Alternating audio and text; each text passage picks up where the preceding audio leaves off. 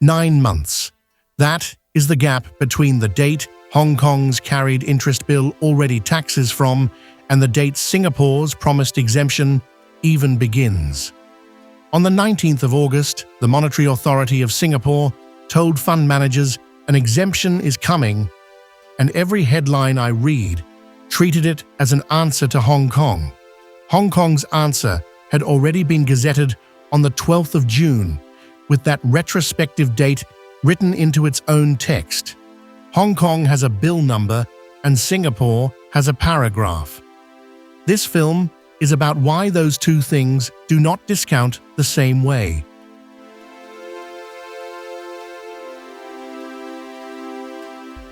Let me state the case against me at its strongest, because it is a real case.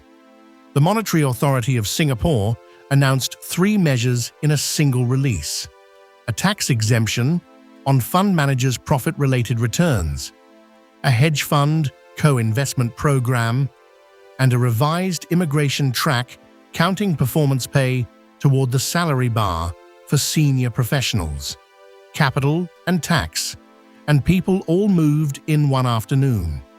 No government rolls out 3 coordinated levers on a Wednesday because it is bored. I watched the industry read it exactly that way and say so on the record.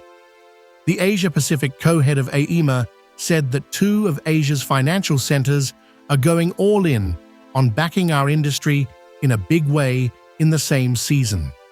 Singapore's Deputy Chairman Chee Hong Tat did not dodge the comparison and said plainly that he does not see the competition with Hong Kong as zero-sum.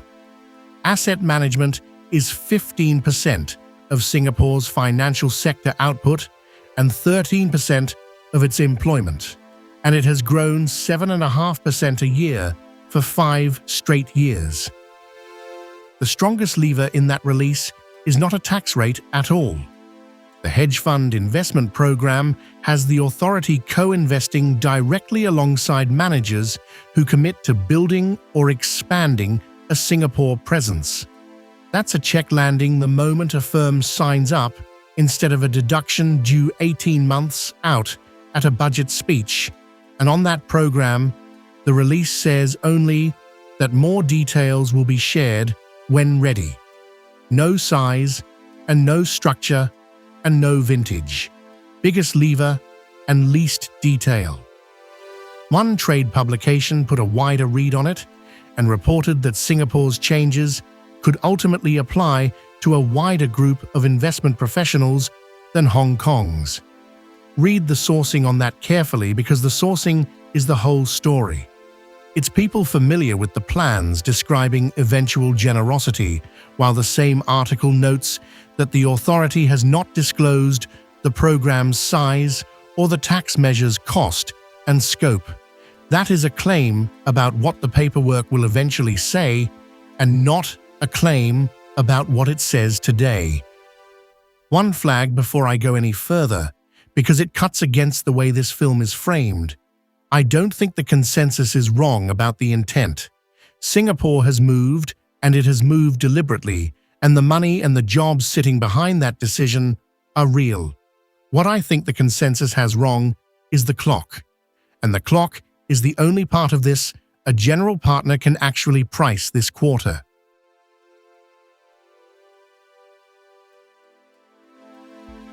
Here is the specific fact that forces a different reading of the week. Hong Kong's Inland Revenue Amendment Bill, covering preferential tax regimes for funds and family-owned investment holding vehicles and carried interest, was gazetted on the 12th of June this year, and it had its first reading in the Legislative Council on the 24th of June. It carries a retrospective effective date running from the 1st of April 2025.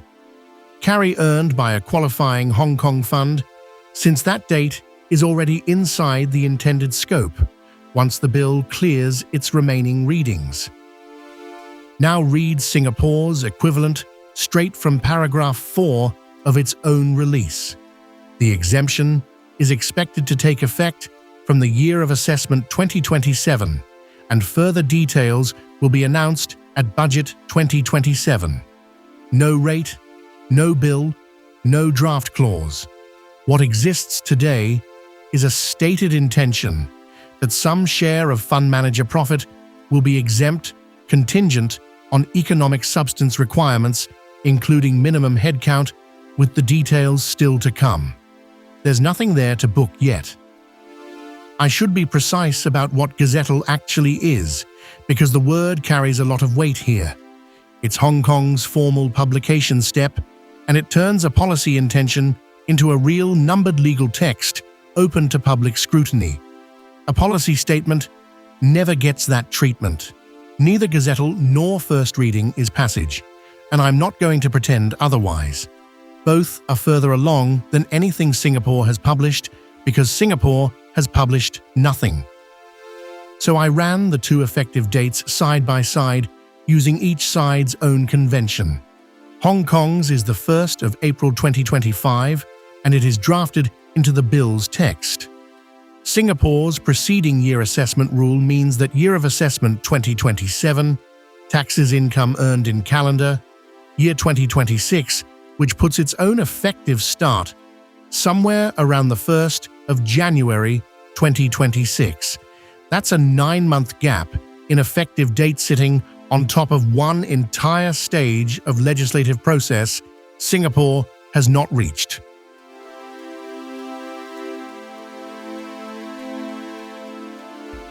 When I rank the two jurisdictions by how far each has traveled toward zero tax carry, the picture sharpens considerably.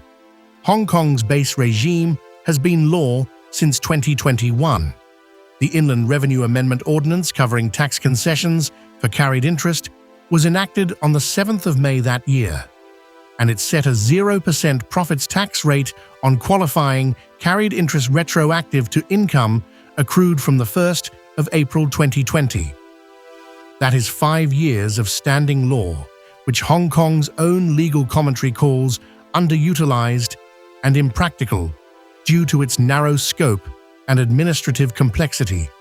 Hong Kong's government reached a similar verdict independently.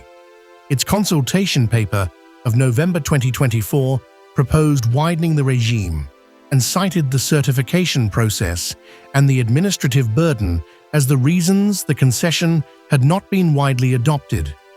As I read it, the whole thing was written for private equity-style carry, and it excluded hedge funds almost entirely.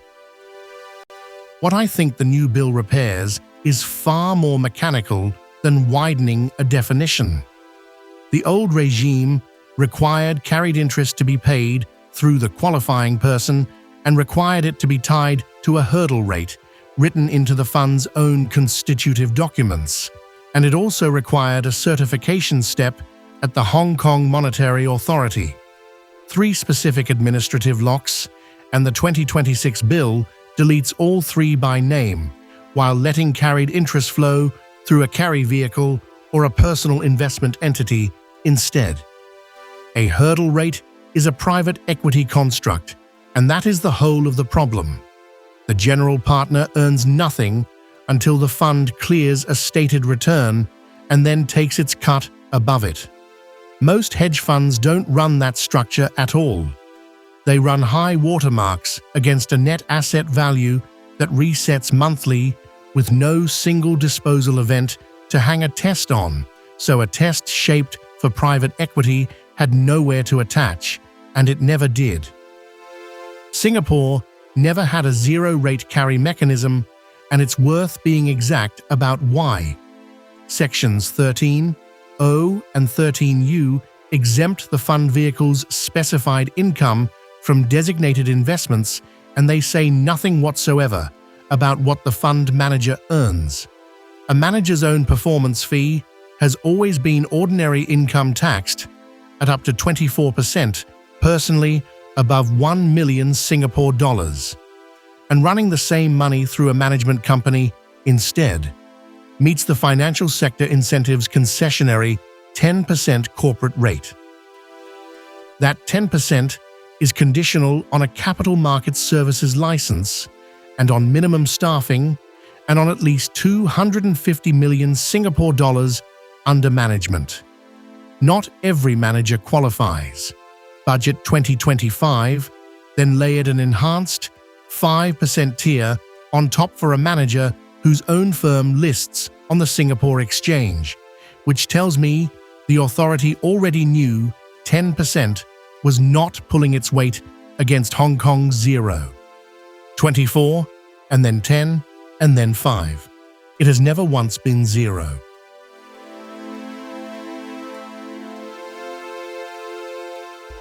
Neither government is handing out an unlimited incentive and pricing this like one misses the real constraints. Start with who is actually mobile. AMA told the authority directly in a letter reported 4 weeks before the tax package that members were having active conversations about relocating to Hong Kong within months. The sentence that matters is the one after it. Individual taxation has emerged from our consultation as the decisive lever for the most mobile cohort. Read that precisely because the precision changes the size of the trade. What defaults elsewhere is a role rather than a whole fund. A portfolio manager running a book off a laptop moves easily, and the compliance officer and the headcount a license requires on the ground do not. The tax gap moves individuals before it moves platforms, because platforms carry the fixed cost the authority's own conditions lock in. People move first. The visa piece deserves its own line, because I think the consensus read undersells it badly. The Overseas Networks and Expertise Pass previously required a flat 30,000 Singapore dollar monthly salary floor to qualify a senior hire, and that number quietly excludes a portfolio manager whose pay is mostly carry rather than base. The authority and the Ministry of Manpower now intend to count performance-linked returns toward that bar, and that particular fix needs no budget cycle at all. The visa moves faster. Now the constraint I could not find in almost any of the coverage.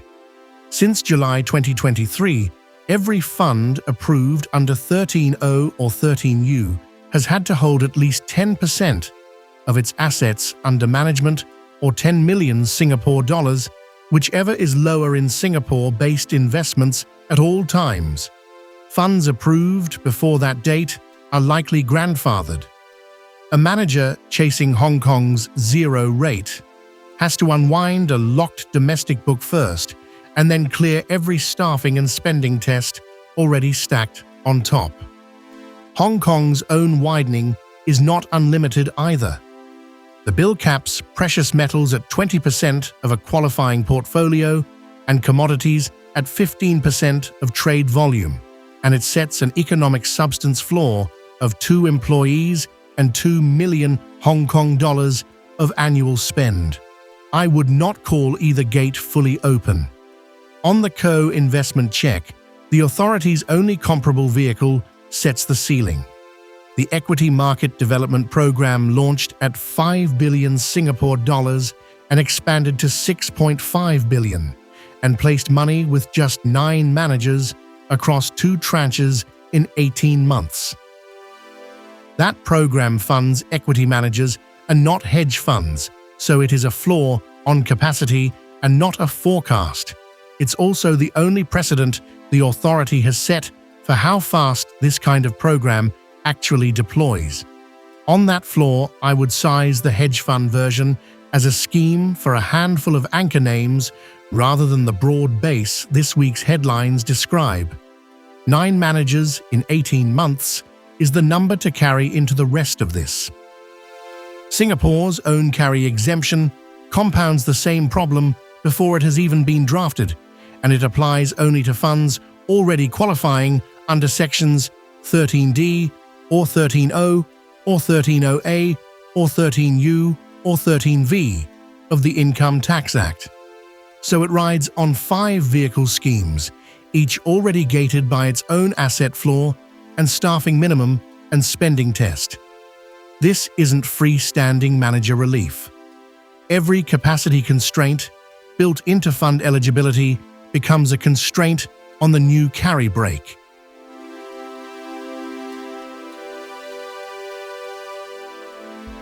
There is an obvious rebuttal to everything I have just said, and it deserves a real answer. Hong Kong runs more family offices at 3,380 against Singapore's 2,000 plus, and it runs more assets at roughly 5.4 trillion US dollars against Singapore's roughly 5.2 trillion. On the numbers, everyone can see Hong Kong looks like it is simply winning outright, whatever the timing argument says, and that comparison doesn't survive contact with how each figure gets built. Singapore's 2,000 plus is a regulated count. Those entities applied for and were awarded 13O or 13U status by the authority, and they cleared a minimum asset and staffing and local spending test just to be counted at all. Hong Kong's 3,380 comes from a commissioned market study, and its own Director General of Investment Promotion said, "The quiet part out loud and single-family offices are not required to obtain a license in Hong Kong in general." Same word and a completely different test. So here is the discriminator I would actually use in place of a head count. Don't ask how many family offices each city claims. Ask how many of them have banked an actual zero-rate carry outcome. Existing on paper is a far lower bar than that. On the narrower test, Hong Kong's own legal commentary calls its 5-year-old regime underutilized, and Singapore's equivalent does not exist at any utilization rate because there is nothing yet to utilize. 3 confounds I cannot fully rule out, and I would rather name them than bury them. The first is my own asset comparison, which is only a same currency approximation.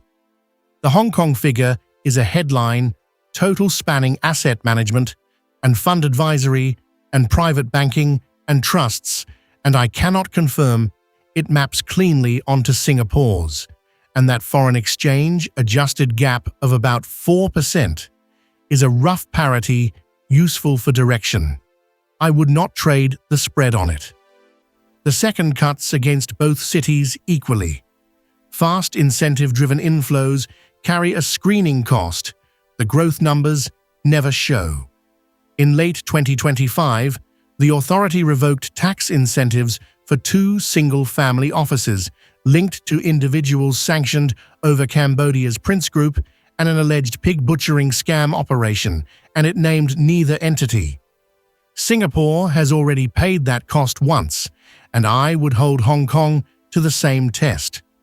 Hong Kong is relaxing several conditions at the same moment it chases its own headcount target, and whether that reproduces the problem is untested. The third confound cuts directly against my own framing, and I'm not going to bury it in a footnote. Answering Parliament on the 14th of October, 2025, the Deputy Prime Minister said plainly that the authority has not observed a net outflow of single-family offices and was reviewing its schemes only to reduce operational friction. That is a source undercutting my own premise, and it comes from the government I am arguing about. 9 months is a long time in this market, though, and the dates settle it more cleanly than the quote does. 309 days separate that parliamentary answer from the 19th of August package. IMA's letter lands 281 days into that span. That is roughly 91% of the way through and 4 weeks before the package itself and nowhere near the midpoint. The October answer was not wrong when it was given, and the picture did not hold for the 10 months after it. And here is the sharpest pushback a careful viewer has probably already raised. And if Hong Kong's own zero rate sat underutilized for 5 years, then why should its expansion convert into real usage any faster? A bill with a number isn't a bill that pays out. My answer is structural. and not hopeful. The disuse traced to 3 specific administrative locks, and the new bill removes all 3 by name instead of tightening eligibility somewhere else. Whether that repair moves usage is untested, and I can't prove it in advance.